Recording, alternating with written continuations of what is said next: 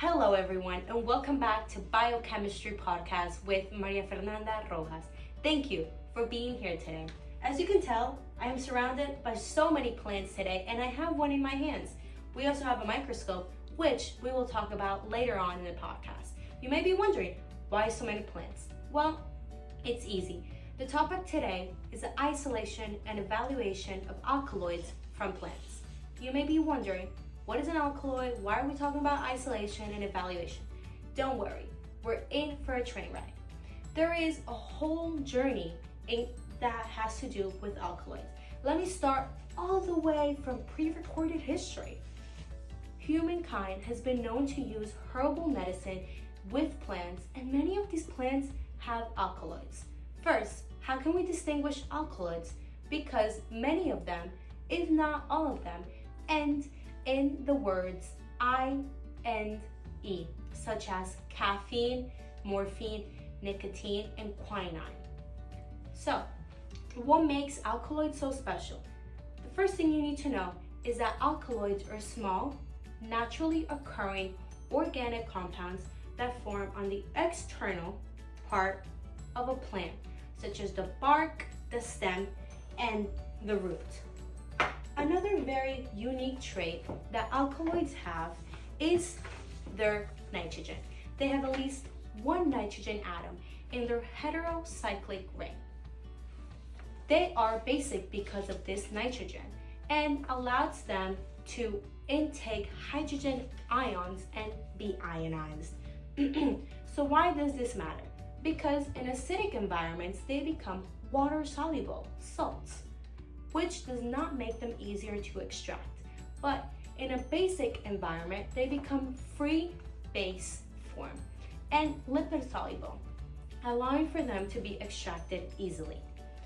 Let's imagine that we are right now in a laboratory setting and we have a very special, powerful plant that is full of alkaloids. How are we going to extract it? Well, the first thing that you need to know is that we need to grind this plant. We need to grind it for the surface area to be bigger and the solvent, which I will talk about later, penetrate. The first thing that we're going to do is we're going to acidify this plant using an acid such as hydrochloric acid or sulfuric acid. This allows the alkaloid to turn into the water-soluble salt form. Something that you will notice as I talk through the laboratory setting is that there is a lot, let me tell you, a lot of acids and bases being used. Why? Well, because in certain steps of the experiment and the procedure, the alkaloid needs to be in a certain form. Sometimes scientists need this alkaloid to be in their free base form because it's easier to extract and they're lipid soluble. Other times though, they need it to be in their water soluble salt forms. But the first thing that you need to know in order to understand this extraction process is that in plants, alkaloids are naturally water-soluble salts, okay? After this, we must separate the liquid and neutralize it with a base. As I said, acid and bases are very important, and a base that we can use is sodium hydroxide, which a lot of researchers use. This allows the alkaloid to be free and allows them to enter their non-polar base form. Then we use a solvent which is non-polar, chloroform, to dissolve these non-polar alkaloids. As you can tell, I just said a non-polar solvent dissolves a non-polar alkaloid. This allows us to see chemistry in the making, like dissolving like.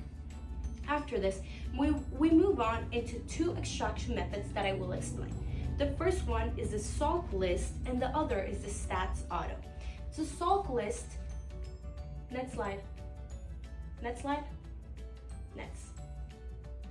The Salk list extraction is a continuous extraction, as you can tell. There's a lot of evaporation, condensation, and the solvent is being moved throughout the extractor. This makes it easier because it does not use manual labor, which is very important for scientists, or else they would be doing this the whole day for many days. The other method that is more classic and not as often used now is the Stats Auto method. This involves treating the plant with acid and then alcohol and then petroleum ether in order to take away all the impurities. such as fats and waxes and oils, that does not make the alkaloid pure. The alkaloids are then once again extracted with the non-polar chloroform or other organic solvents that might work. And this method is very good for alkaloids that are sensitive. The next step in this whole extraction and isolation process is the purification. This is very important because after the plants have been ground up, they have been through acids and bases and all of these extractors, you might say, are they 100% pure? They are not. There's a lot of plant, material that is still in them, and there's also proteins that are not good if injected into a human for diseases. So the purification forms includes crystallization and form complexes, but the one that we're going to be talking about right now is the acid-base purification. The first thing that a scientist and a researcher does in this beautiful imaginatory lab that we have is add the acid to convert it into its salt. After this, we must filter and remove the non-alkaloid parts. Then once again, we add a base to convert it back into the free base form and extract it using a solvent like chloroform, like dissolving like. Then we have the evaluation and testing. In this step, we are done with the isolation part of the alkaloids. Everything has been extracted and now we have an alkaloid. And we say to ourselves, what is this alkaloid? What can it do? Can I rub it against me? Can I eat it? Can I put it in a lab mouse? And we don't know unless we do analytical testing tools. We have to use analytical tools. Such as mass spectrometry, which allows the scientists to know the exact mass, as you can tell, of the molecule. Another testing that might be used is the nuclear magnetic resonance.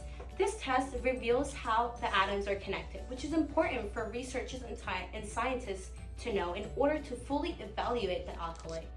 The last test that is analytical using tools is the Fourier transform infrared spectroscopy, which identifies the functional groups. After these structural tools, we are moving on to biological tools.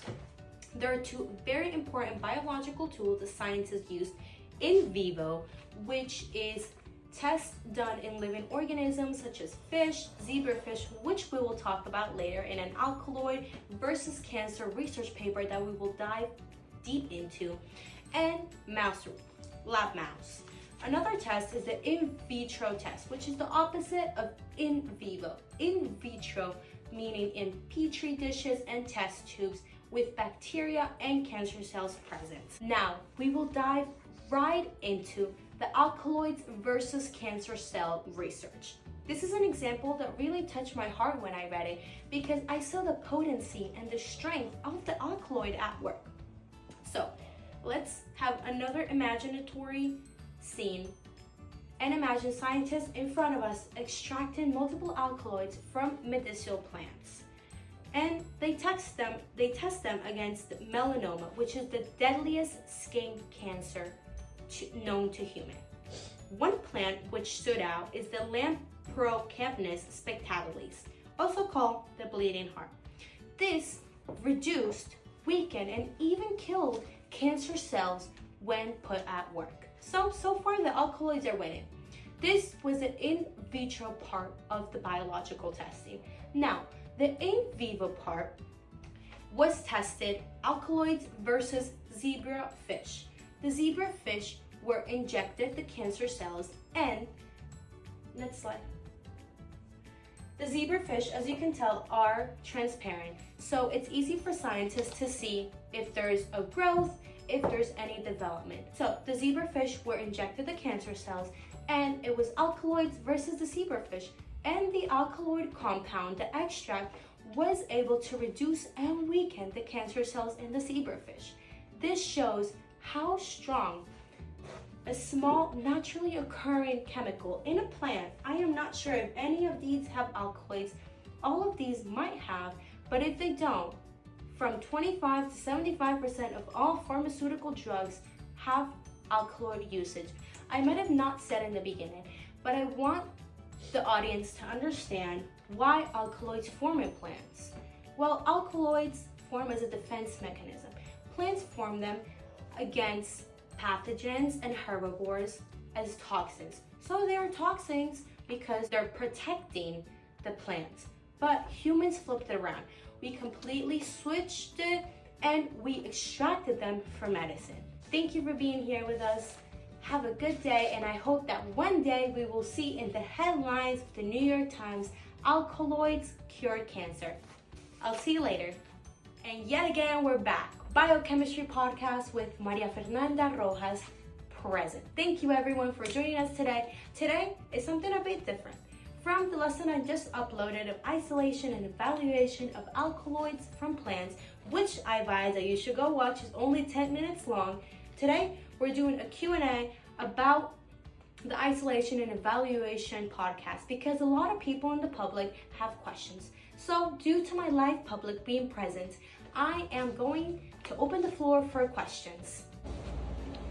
I have a question. Why are alkaloids stored as a salt in plants? Well, that's a very good question. Thank you so much for bringing it up. Well, alkaloids are water soluble, which allows the plant to store them and move them more easily through their tissue and their stems. But what we do need to know is that as their base form, they need to be extracted as a free base. Next question, please. Thank you. My question is, what's the role of chromatography, please? That's a very good question. I haven't actually talked about chromatography, so thank you for bringing it up. Chromatography is another analytical testing tool that, like the others that I talked about, are very helpful for evaluating these alkaloids once extracted. A little side note, these plants, as we can tell, don't only have one alkaloid. There's multiple alkaloids in them. For example, in the opium poppy contains morphine and codeine, so more than one alkaloid. So, because a lot of these alkaloids have similar chemical structure within one plant, chromatography is used to differentiate them. So, one alkaloid may move faster than the other alkaloid in the chromatography, and it's based on the size and as well as their polarity. Next question, please. My question is, why is pH so important? Oh, that's a very good question actually. pH is important because it's able to control kind of the solubility of alkaloids. Remember, I'm sorry, acid means water soluble and basic means lipid soluble. Next question, please.